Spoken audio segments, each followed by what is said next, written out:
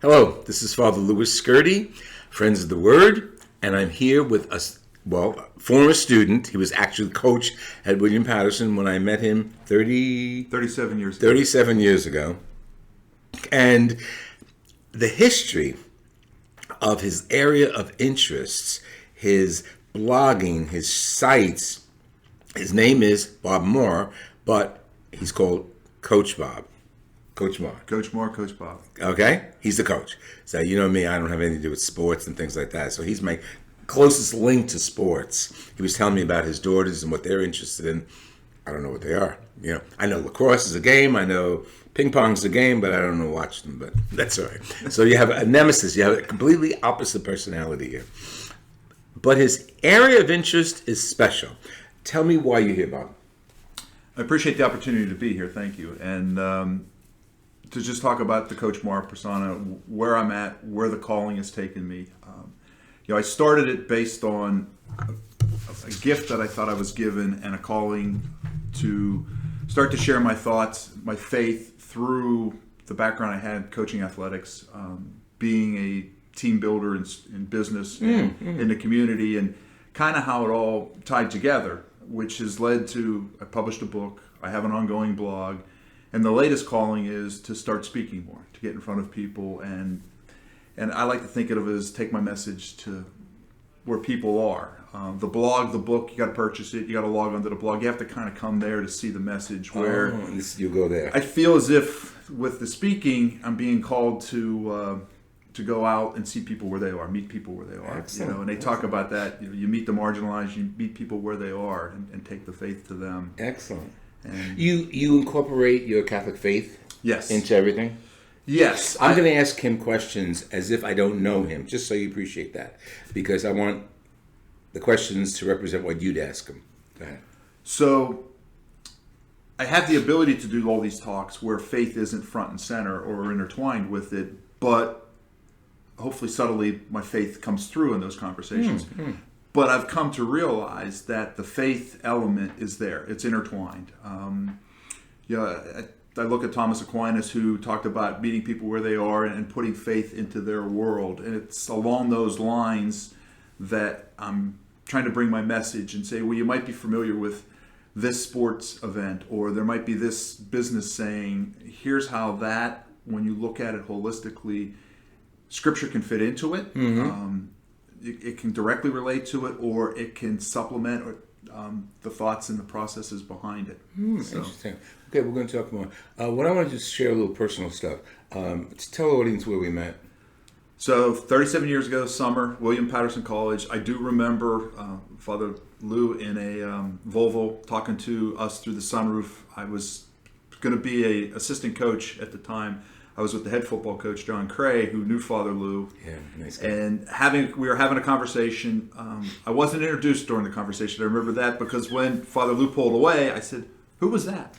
Who was that nice man? And he said, "That's Father Lou SCURTI. He runs the Catholic ministry here on campus." And so it was from there that we connected. I went to daily mass. My girlfriend at the time, who's now my wife, and I would come to the Sunday night services you had with the couches and the college students. Yeah. I was 4 or 5 years out of college, so I still felt as if I was at that age. Yeah, sure. And really felt welcomed, and it was a great place to continue to build my faith at that age in that environment. So, and your faith growing up, what was the background? How were you it's that raised? typical cradle Catholic. Okay. And I always say that I did what a Catholic was supposed to do. I did it well, but I went to church. I would often go to church by myself if that was needed. I went to church with friends. I did the sacraments, confession, probably once a year. But I was a good Catholic, but really not thinking about faith, not digging into Scripture, not going much beyond the Mass and the sacraments. Okay, good. And that started changing. Started changing in college when. And you went to what college? Lafayette College, Easton, Pennsylvania. Yeah. Vicky, who's now my wife, and I started seeing each other our senior year. She was raised Catholic. We started going to Mass together on campus, and then we also found a Catholic church in downtown Easton and went We actually once showed up. It was a Spanish mass, but we stayed and, Okay. and enjoyed that. But the Catholic faith has always been there. But I'm amazed at how it's grown. The more I start to just embrace it and look and go deeper, and with some inspiration you gave, and you kind of corrected me. We tell the story of at my wedding, Father Lou married Vicky and I. He starts off his sermon by saying that when he met me, I had a chip on my shoulder the size of the piano, which is not what everybody in the audience of my families and friends and Father Lou is my wedding. And Where'd you get this priest? you're taking shots at me here, and I can't defend myself.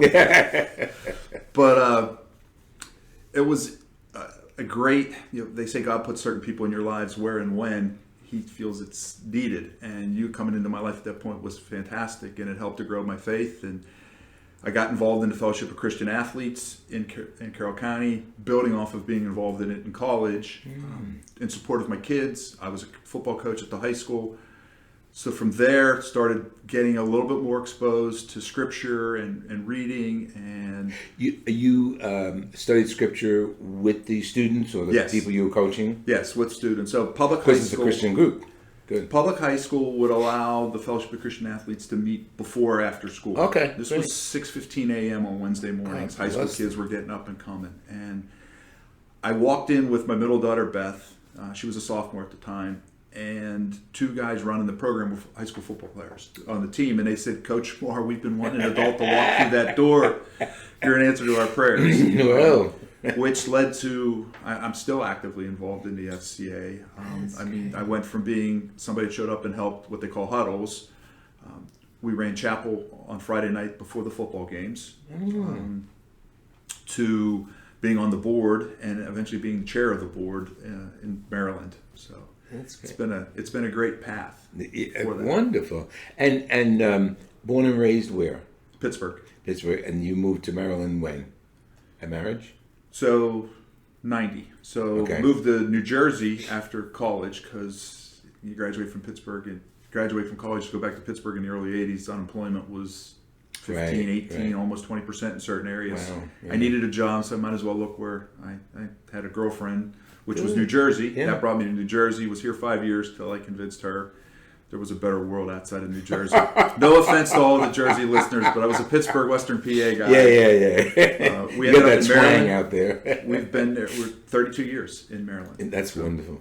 And another little personal thing. I told Lisa before Mass, some of you know about 10 years ago, my cousin had an accident and my dog was in the car with him. That was Noel. And she ran out of the car. He was seriously hurt. The car was demolished. And for a year and a half, we searched that area, White Marsh, Maryland. Students from William Patterson came, campus ministry, friends, family, and Bob and his family showed up more than once to scour the area. And this is unbelievable. This is a huge area. And for a year and a half, we did that. And she eventually came home. So that's the happy part of the story. But Bob was there. So that was 10 years ago. Okay, but we've been in touch since then. We've been in touch. I think it's important when there's people in your life that you connect with, that you maintain those connections. Yeah. Okay, so right now, I want to emphasize what you're doing. Last thing you talked about is giving talks. But before that, give me some of the background about the blogs, the book, Sure. the note. How many notebooks do you have of sayings? Well, I've got 70 pages of just quotes and probably another 25 pages of thoughts and ideas. And that's so for me. That's very important because I did that through my high school and into college. I kept those little black, what do you call those, binders, marble covered books. And whenever I would come across a quote in literature or anything, I'd write it out, give attribution. I never knew how I was going to use it. But through the years, you sort of become part of it, and they become part of you. How has it worked for you to keep all these quotes?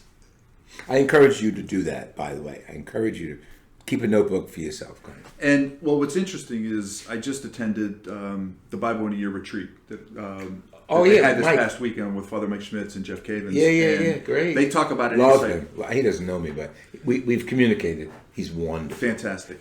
See, he's a campus ministry personality, so that's it. So I actually discovered him probably 7-8 years ago, before the Bible in a Year phenomenon. Okay. Through campus ministry, I course. stumbled on his Of podcast at University of Minnesota, Duluth. Right. Being a football coach, being somebody getting up there in age and wanting to always be relevant to young adults, listening to a campus minister give sermons was powerful, and it keeps you fresh with your ideas, and you keep learning things. So, but during this retreat, they talked about an insight journal and having an insight journal and always writing stuff down. I have done that through jotting notes down, but then always putting it in a Word document on a computer. Yes. Okay. I carry your iPhone with you. Something comes up, I use the notes, or I'll take a picture. As a matter, I was reading a book coming in, and there was a great quote in there, so I took a picture. It's a lot easier on the train to do that. With the the right iPhone. stuff. And what I'll do is then I'll type that out and add it to my Word documents, which is nice because they're searchable. So if I just did a blog on grace over guilt, that'll come out tomorrow, and I can Now, go in. it'll come out tomorrow, but you're not going to see this tomorrow. So I'll give you his website, his blog site, and all that, so you'll be able to go into Bob's history and all of his contributions. So every week to 10 days, I put a blog out. Oh, okay. Good. But what I'll do is I will search for the word grace through all my thoughts and insights. Oh, okay. I'll search for and the these word are grace through quotes. from your pages that you From my pages, but I'll accumulated. also do it through the quotes. Yeah. And I'll search for the word guilt, and I'll see quotes that come out that I may want to put in the blog. Mm-hmm. I'll see thoughts that I may have gathered 3 years ago on grace or something, and be able to pull all that together and supplement. Yeah. You never know what you hear today that might strike a chord. I've got 175 blogs. Some of them are from a simple line. Oh, really? Inspiration. Inspiration, which could come sitting in the pew at Mass. Yeah. But okay. It could come. So Grace Over Guilt was on a Zoom call with a woman that I work with, and she had a coffee mug that said Grace Over Guilt. It's her Pilates class motto. Inspiration. Wow. That was my inspiration. There was I was in a business meeting, and I was trying to sell a product. This is probably 5 years ago, and the client had no interest because we were something new, something different. And his line that he used was, "Nobody ever got fired for buying Cisco," which is a popular. They also say nobody ever got fired for buying IBM. Stay the course, do what you're supposed to do. Nobody ever gets fired for that.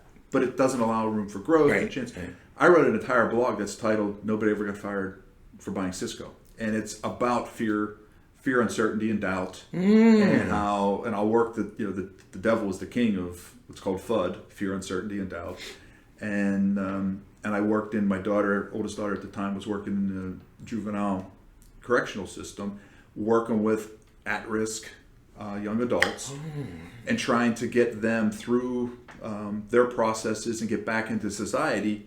But in her world, no judge ever got fired for sending a troubled African American youth in a major urban city to prison. It's the easy, it's the safe, it's the if I do this, I'm not putting myself exposed. And this concept of business trying to sell something with what she was going through in her world, with the faith tied in it, became a 1,000-word blog. That's wonderful. Kind of how my mind works. I just printed some of the blogs. I mean, I just printed just to get a summary. You got to read the one on Groundhog Day. All of them you got to read. Connections and the welcome. So they're interesting and they're great meditations. And this is important for the audience to know because they already know what blogs are, I guess. So meditations, they can add insight. They can open your mind. They can educate you. I try to put things in context. So you mentioned the Groundhog Day. I love telling people, Groundhog Day comes out of the Bible. It comes out of Scripture. And stop right there. You're going to have to go online to hear how that happened, or tune into our next section. Okay, we'll be back. Thank you. So far, so good.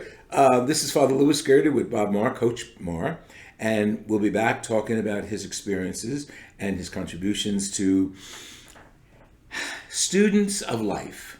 God bless you. Let me hear from you. Father Louis SCURTI at hotmail.com. God bless you.